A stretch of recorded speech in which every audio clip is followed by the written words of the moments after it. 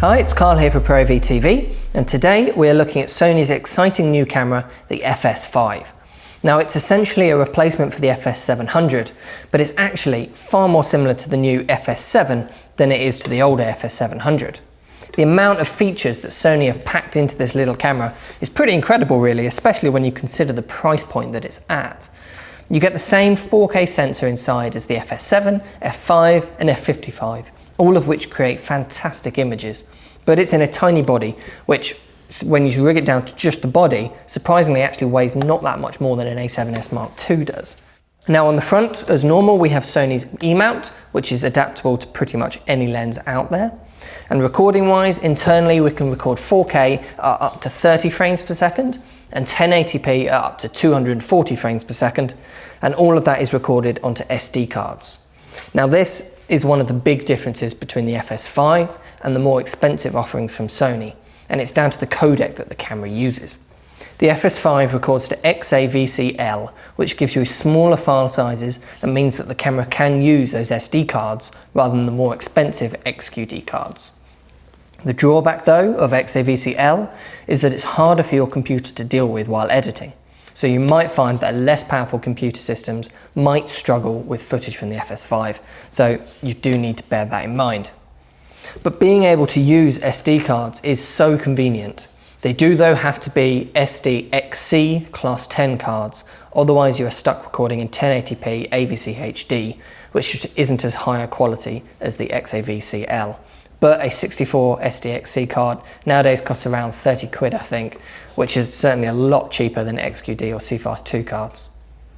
Now, part of the reason that this camera is so exciting is that Sony have included two fantastic new features which are pretty much completely new to professional cameras like this. And that's the variable ND control and Sony's clear image zoom technology. Now these are such important features that I'm actually going to do a separate video for each one, so look out for those, as these are really exciting new features which I'd like to see on every camera personally, as I genuinely think that they will change the way that we shoot. Now, one of the best loved features of the FS700 that this is replacing was its options for slow motion filming. The FS700 opened up high frame rates to those with lower budgets, and it's great to see that exactly the same high frame rate options remain here in the FS5. It is worth remembering though that anything above 60 frames per second is recorded via a buffering system. So what this means is that if you're filming up to 120 frames per second, you can only record for 16 seconds, and if you go up to 240 frames per second, you only get 8 seconds.